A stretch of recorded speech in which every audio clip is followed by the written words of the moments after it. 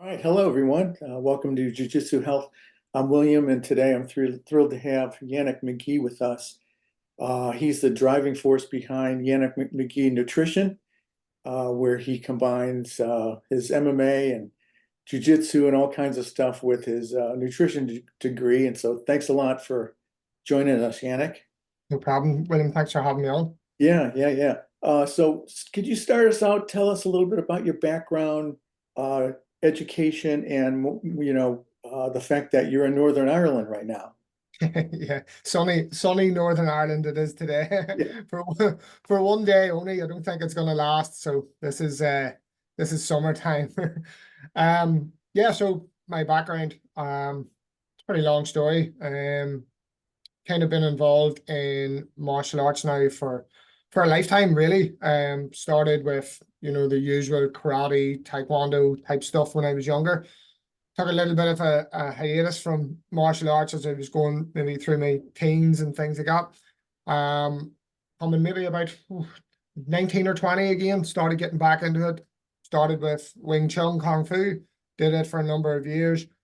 From there, then we kind of progressed to Jiu-Jitsu. The guy that was running the Wing Chun school had a friend at the time who was a blue belt, and this was 2006. And for us, or 2005 actually, and for us to have a blue belt at that stage in jiu-jitsu was amazing. Like Ireland was way behind in those days. I think there was maybe one black belt in the whole country. So we had a blue belt teaching us. Then we got randomly ended up with a Brazilian guy that was moved to Ireland and was working with one of the guys that trained for us. He was a brown belt in jiu-jitsu, multiple times South American champion, very, very good, black belt in judo. So he came off the building site and came into the gym and started teaching us jiu-jitsu. So I started getting into jiu-jitsu more from there, competed in, I think it was 2006, first competition, got my blue belt in 2010, and then moved away from jiu-jitsu, got into Muay Thai, MMA, fought professional in both of those. Moved away from the jiu-jitsu for about 12 years. And during that time then went to university, got my degree in nutrition, started my nutrition business. I've been working with guys from jiu-jitsu background, MMA, Muay Thai, professional athletes, people that are just hobbyists, general pop people as well. And then I think it was about 12 years altogether from when I was on the mats doing jiu-jitsu. I was obviously doing a little bit with MMA, but then got back to actually in the gi on the mats again this past 2 years. So yeah, fell in love with jiu-jitsu again. So, long time involved in martial arts. Potentially could have been a black belt by now if I had stuck at it, but I had done other things, but I'm back at it now and enjoying it. So working full-time nutrition coaching for myself, and working with UFC athletes, working with people fighting Bellator, PFL, high-level Muay Thai, high-level Jiu-Jitsu, and yeah, competing a lot myself in Jiu-Jitsu now as well. So yeah, it's good. It's good to be back at it, and it's a lot easier on the body than getting punched in the face all the time, I think, as well. Yeah, especially as we all tend to get older, right? So they always say that some of those injuries, they kind of, the things that you've had when you were younger, as you get older, they start kind of coming to the surface a little bit more. Sure. Yeah. Yeah. So that's Yeah, amazing, definitely. amazing history. So one thing I think is interesting is we've had a lot of good feedback from some of the parents. There's a Mhm. lot of parents who are getting their kids into judo, jujitsu, MMA, all kinds of stuff when they're pretty young. Sometimes as young as 10, and Yeah. they're getting into the school wrestling programs or whatever. And so I'm just kind of curious, just as a real quick thought, maybe this isn't something that you deal with all the time, but some of the parents might be interested to know for these younger kids, what's your thought regarding nutrition for, you know, some of the younger kids? Because obviously when they're in school, it's hard to, manage their diets, right? Because they're kids. So what's your for sure. thoughts on that and them for, their, keeping up what they need throughout that kind of rough athletics? Yeah, so it's something that I've been asked quite a lot. I've actually done talks in jiu-jitsu schools for parents. Um, and it is, as you say, it's an area that it's very hard. You know, kids are kids. Kids want to eat what kids want to eat. I have two of my own, and both of them are doing jiu-jitsu. One is 5, one is 8. Um, One will eat a lot of different things. The other one is very, very fussy in what he eats. So it can be quite difficult for parents, and it's completely understandable. We do want them to eat, in a certain way. We do think, we need to get them to eat healthy, and it's going to be better for them and things like that. But it can be hard. I think a couple of different things we have to sort of think about when we're thinking about nutrition for children. Number one is what are the issues? The general issues for children are, an over consumption of calorie dense foods, processed foods. They want McDonald's, they want sweets, they want, potato chips, as you call them, crisps, as we call them here. Yeah. They want to eat junk, basically. They see their friends eating it, different things like that. An underconsumption of nutrient dense foods, they don't really eat as healthy of a diet as what we'd like them to.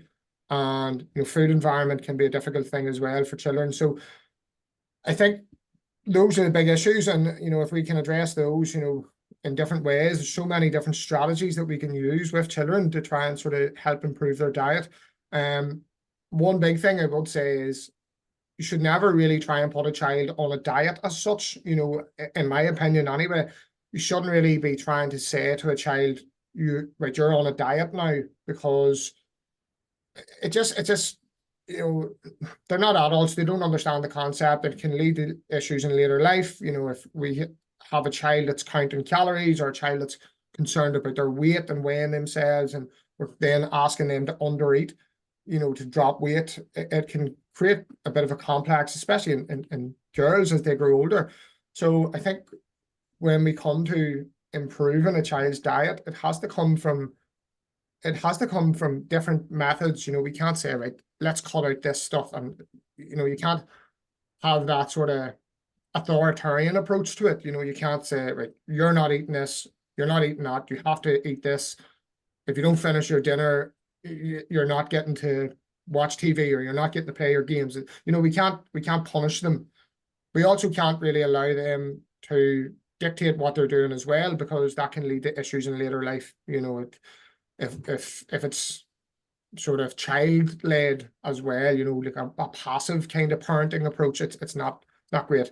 So I think like the best approach, and it seems to be the best approach too from the research, is more of an authoritative approach, like a democratic approach almost, in a way where we're involved in the child a lot more. It's not parent led, it's not child led, it's we're working together, and we're involved in the child in decision making around food choices. We are setting sort of boundaries within reason, but we are letting the child have a bit of a say in what they're eating. I suppose we are like leading by example as well. If a parent's eating well, and a parent's, saying, oh, try this new food, and not trying to force it on them. We're trying to, here, I'm eating carrots, whatever it is, would you like to try one? And just sort of involve them in it, involve them in the planning of the meals, involve them in the cooking of the meals, all of those sorts of things.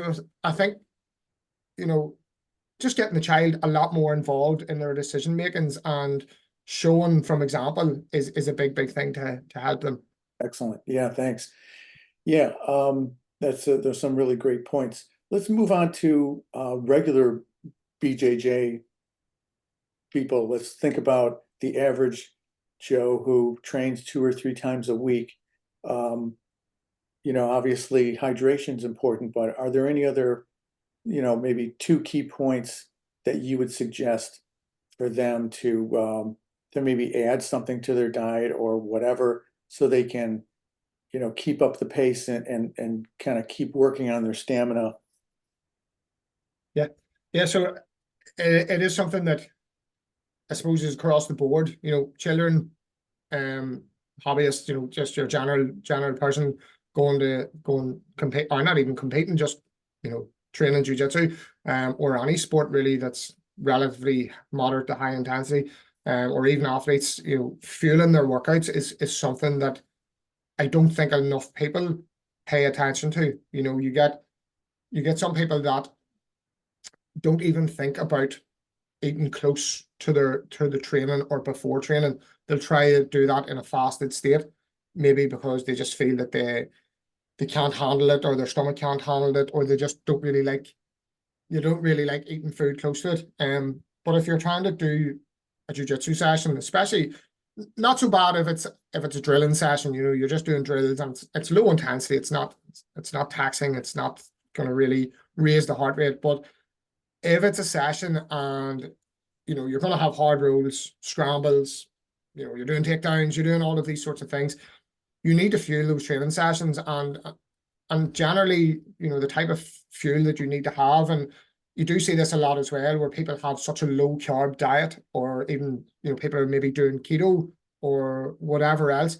And, as much as those things are fine, potentially, if they're doing it for, they enjoy it, or they, they just prefer that, they're maybe doing it for weight loss, even though there's no real difference between low carb, high carb for weight loss. But you see a lot of people kind of like have this aversion to eating carbohydrates, whereas if we're doing jiu-jitsu, carbohydrates is going to be the main fuel source to get us through that session. So I think that's an area. There's so many different areas as well that people sort of don't focus on and neglect, but fueling their workouts properly and including carbohydrates at least around their training is something that a lot of people tend to disregard, and they don't really focus on it, and a lot of the clients that I work with, simple change straight away is, let's get some carbohydrates leading into your training session. Let's make sure that we're at least getting a decent amount throughout the day to support your training, but also then timing it around your training session. So, whether it's 2 hours before, whether it's 90 minutes, 60 minutes before, let's put something small, easy digestible snack in there. And then if the training session's over an hour long, an hour and a half, maybe running into 2 hours, let's get some form of carbohydrate sports drink or something along the lines of that, which is going to keep your hydration up, but it's also going to provide more carbohydrates during the session. If we can do those two things, I think people will notice a boost in their performance. Yes. They might think that they're performing well as it is, but there's almost an extra gear comes out of them, if you give them that.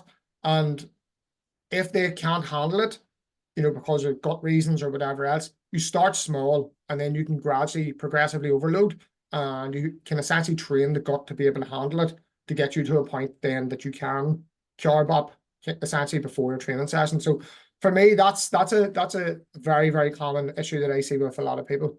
Interesting. Yeah. So this moves right into people who are preparing for tournaments. So what would you do to, we all know that preparing for a tournament, you increase the hours per week, durations or whatever. So what additional things would you add? Obviously more carbs, but let's talk about just very briefly, what additions would you give them, say, just 2 weeks out? And then just before the tournament, a lot of people say, I'm just gonna have some honey, I'm just gonna do some other things, just before the tournament, maybe to give me a boost of energy or something like that.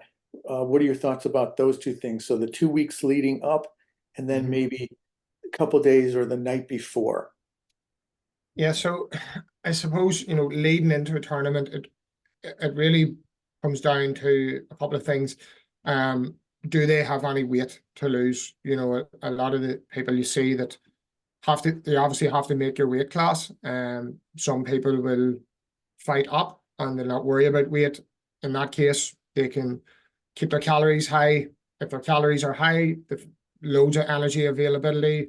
They can train hard. The carbs are high. They can fuel their workouts, and they have no real issues. And if that's the case, they can actually load carbohydrates leading into into the competition so they can come in there fully fueled.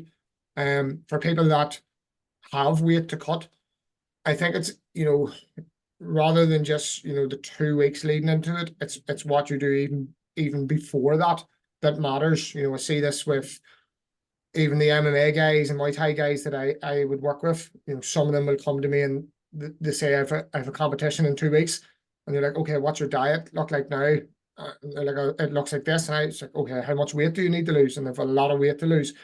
So what they've been doing habitually doesn't really, it doesn't really put them in a good place leading into the competition. So I think what somebody does in the long term leads into the competition, if that makes sense. So, not even just the 2 weeks, even before that, making sure that you're fueling your workouts, making sure that if you're trying to lose weight, you're not cutting your calories too low, that you're maybe impacting your recovery, impacting your adaptation to your training stimulus, and just leaving yourself depleted coming towards the competition. So I think having good structure around your diet in the lead up, in the last maybe couple of weeks, 2 weeks, if somebody does have weight to lose, if they've had their diet built in a certain way that they have what I call fill your buckets, or have full buckets, leading into the competition week. So essentially, if they've weight to lose for the competition, you can do that from a couple of different methods. Generally we don't want to cut carbohydrates out because that's your fuel. So we want to keep carbs in there.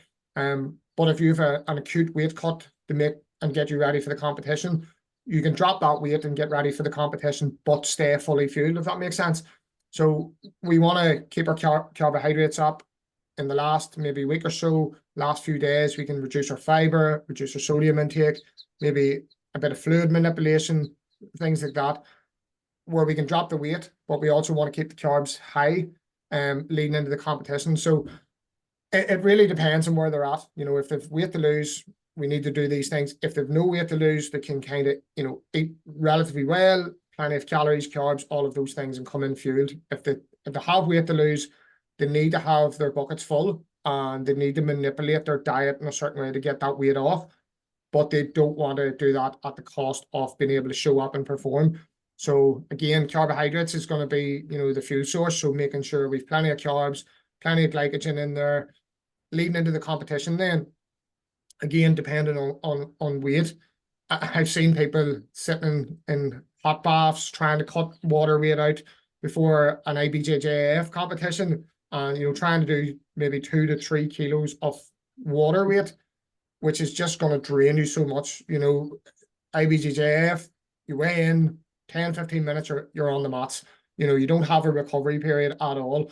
So I think it comes down to structure a plan and making sure that you're, have everything laid out, that you're not going to do anything sort of drastic at the end, that you're not doing any drastic weight cut. You can fully fuel the morning off. If you're trying to fuel up, again, you'll be looking, if weight's not an issue and you can carb up, you're looking at, a pretty high carb breakfast, small snacks, plenty of, fluid, making sure that you're remaining hydrated throughout the week, making sure that, you're hydrated leading into the competition. You have that good availability of carbs leading into the competition. So it is very individual to the circumstances. I know that's a bit of a rant there, and I went off on a tangent, but yeah, it does. I think it boils down to where they're at in terms of weight, in terms of their diet and things like that. That's a great, man. That's a lot of really good information.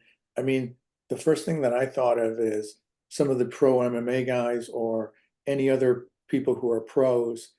Sometimes they'll get a call short term and say, hey, can you take this fight? And you've only got, say, 10 weeks or 10 days to do it, or something like that.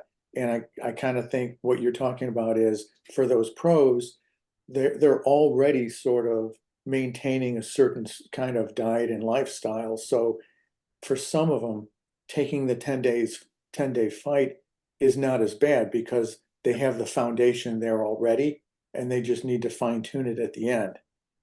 Exactly. This is it is something that I sort of talk to a lot of my clients about, and listen, it's hard to get them to do it, but it's a concept like 52-week athlete. You're not just thinking of your nutrition when you're in fight camp. You're not just thinking about your nutrition when it's fight week. or leading into the fight. You're thinking about it 52 weeks of the year. Yes, you don't have to be so strict and on it, but if you have those things in place and you do pay some attention to it, your weight's good, your buckets are full, you have plenty of fuel in there, you're not depleted, you don't have to do a drastic weight cut. It just leaves them in such a better position where they can take short notice fights. And if you can get people on board with that, it's so much better for them. They're not stressing out over weight, they're not depleting themselves to get the weight off, they're not having to do drastic weight cuts. And I've seen some serious weight cuts in my time. But if you can get the people that I have on long term and that I work with really well, and they're adherent most of the time, Yeah. they're the people that can just say to me, Yannick, I have a fight in a week. We need to cut weight. Bang. And it's easy. They can do it. They make weight, no problems. The people that drift off and then they're like, come back to you, oh, I have a fight in 2 weeks. I'm 90 kilos and I need to be 70 or something crazy, 8 weeks out and they're 90 kilos and they need to be 70, whatever it is. They're the people that struggle. So I think that concept of a 52-week athlete, or even just thinking about your nutrition outside of competition and outside of, try and make it a lifestyle essentially, and if you can do that, it leaves you in such a better position. Yeah. One thing I've noticed, there's a lot of people who talk about all kinds of supplements. They'll say they'll do creatine. They think that having a large amount of protein is really important, like either from protein powders or whatever. And I remember one of the weight cuts that I did, I had to get down to a certain point, and it was a real slog. And what I ended up doing was, just simply kind of starving myself a little bit, just doing like a lot of salads and some chicken here and there. And it was just kind of horrible. I kind of don't want to go through that again. But part of it, I think, is most likely I didn't have anybody, a pro like you, explaining, hey, you should be adding this to your diet or whatever. I was just kind of thinking about whatever I can do for myself. And it probably wasn't 100%, but what are your thoughts regarding protein and creatine? I went through a phase where I took creatine and had some blood work, and there's that creatinine level that's in your kidneys. So my level went really high past the red zone. And so the doctor was saying, it just probably isn't a good idea to keep doing that. So I went off the creatine. So what are your two thoughts on that, the supplements and that kind of stuff? Yeah, so creatine is, probably one of the, if not the most research supplement that's out there.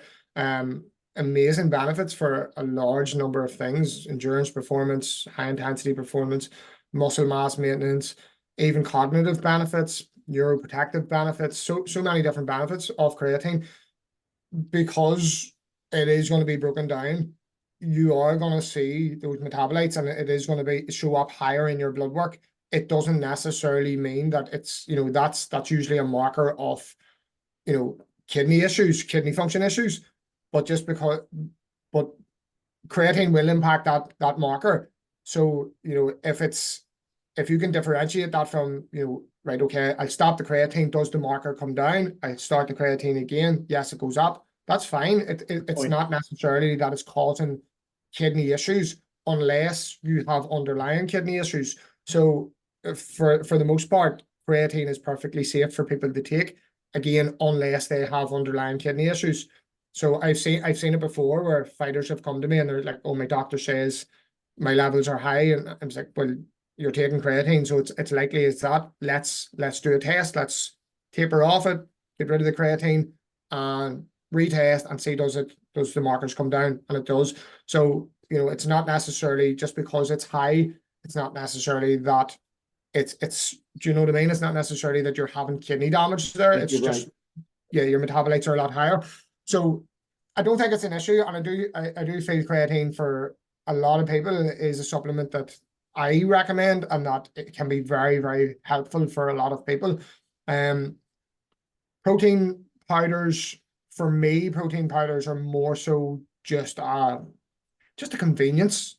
You know, they're just convenience food, really. You know, it's a byproduct of milk, of processing dairy.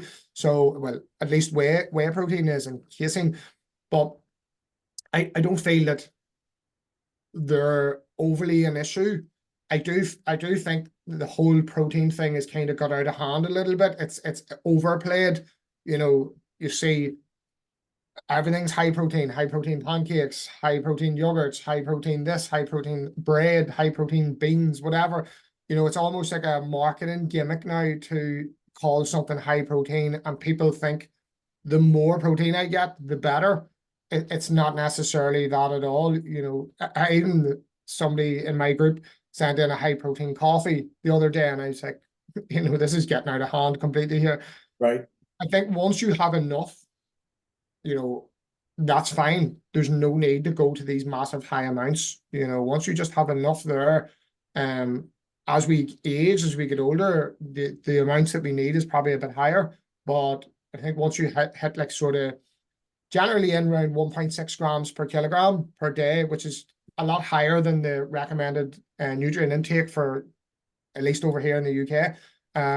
But if you can hit 1.6, that's loads. You know, there's no need for 2 grams, 3 grams, 4 grams, as some people are taking. Whey protein or protein powders, again, it's just a convenience food. So if I was eating something and I felt that maybe the protein content of that meal was low, I would just bulk it out with a bit of protein powder. You know, for me, that's what it is. If I'm busy, I make a protein shake, drink it. It keeps me going for a while. That's all it is really for me. Nice.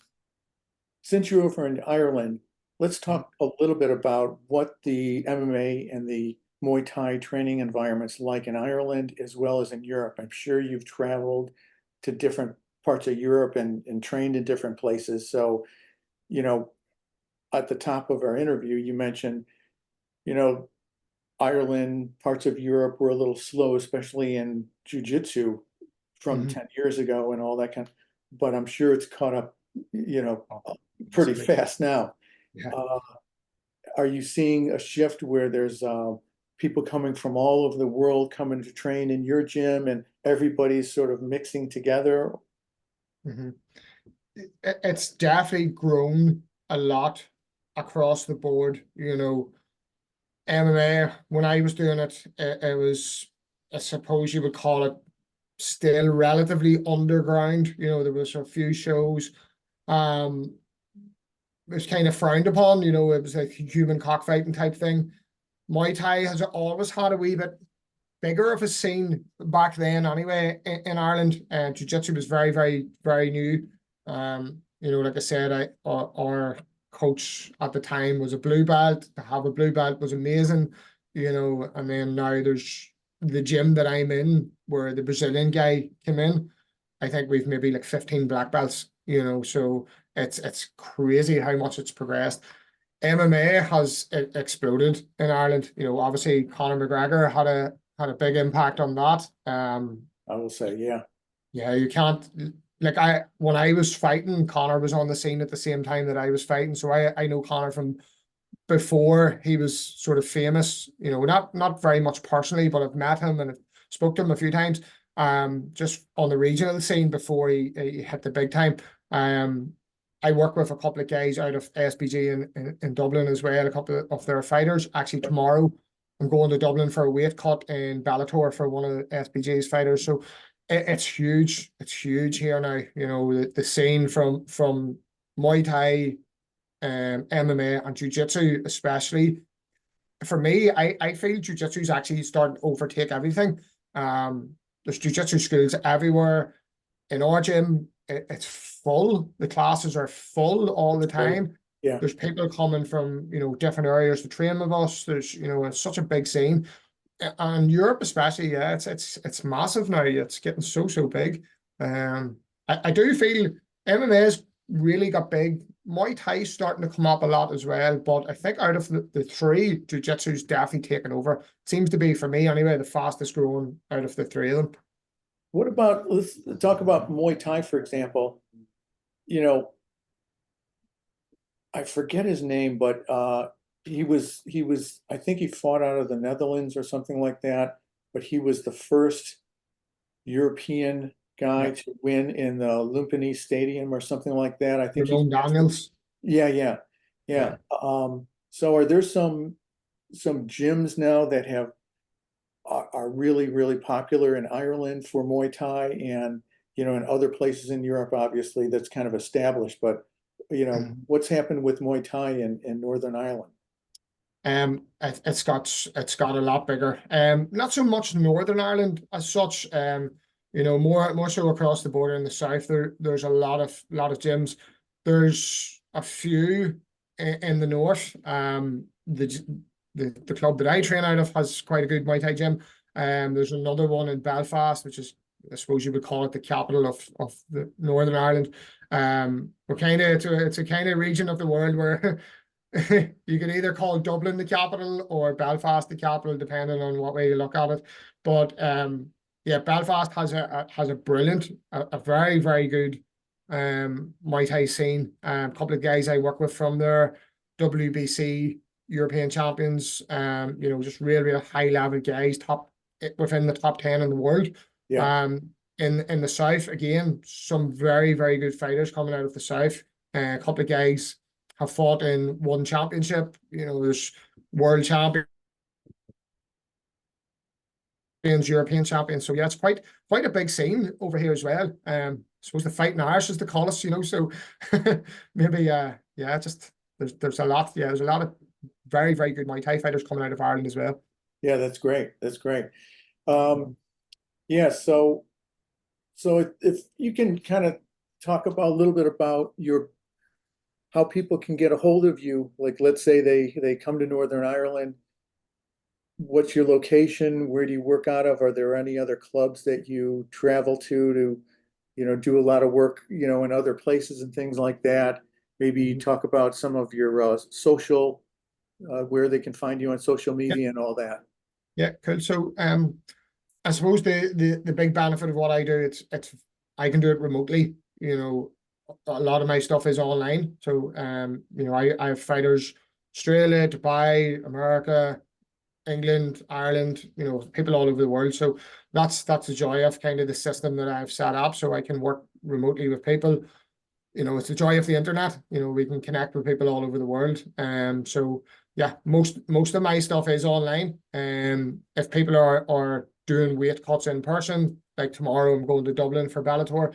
I've been in Paris for the UFC, different places for different competitions. So yeah, generally I work with people mostly online through the program that I do. So the program itself is very much based around the individual. I work with people as a minimum of 3 months. What we do is we try and fix their habits, get a bit of structure around their diet, look at their performance. How do we build their diet to suit their performance? How do we manage their weight? How do I educate them as well? One of the big things that I try and do is try and educate people as much around nutrition as possible. So I'm literally the last nutritionist they're ever going to need. If they know how to do it themselves, it's easier for me to coach them. But it also means that once they're finished with me, they're done for the rest of their life and know exactly what they need to do. So yeah, that's kind of how I've set it up. It's remote coaching. Again, if they are doing a weight cut and it's not a million miles away from me, I do go in person and help people with weight cuts and things like that as well. So to get in contact, two different avenues, I suppose. Most of my clients come through Instagram, and you just search my name, Yannick Magee Nutrition, and then LinkedIn as well. I've started moving more towards, because I've sort of fell in love with jiu-jitsu again, after so long away from it. I'm training all the time, competing. It's I've got more of a passion for it now. So I'm working a lot more with jiu-jitsu people. So yeah, you can find me on Instagram and LinkedIn, more so for the jiu-jitsu kind of people. That's great.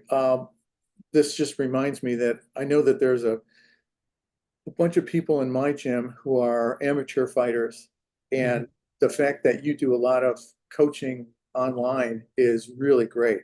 So Yeah. I know that they're going to be interested in talking to you. I mean, who knows where this can go, but you're exactly right. The fact that we can, you can talk to anybody all over the world and help them out with all this training advice is just amazing. Yeah, I think like, I used to do in-person coaching, but you were very limited to your local area, and as corny as it sounds, one of my goals is to try and help as many people as I can, and I used to do this as a hobby. So I did, believe it or not. I had a full-time job and I'd done this on the side more so as a hobby. But then I turned my passion into my career. So the big goal is to try and improve people as much as I can and help as many people as I can. So that's the joy of being able to do it online. I can reach a larger amount of people and help more people. So yeah, it works out well. Yeah, that's great. All right. All right, we're going to end it here. So thanks so much Great. for spending the time, and hopefully I can get to Ireland sometime and meet you. Nice one for sure. We'll get a few rolls in. All So right. nice Take one. care, my friend. Talk to you soon. Enjoy the rest of your day. You too. See ya. Bye. Bye.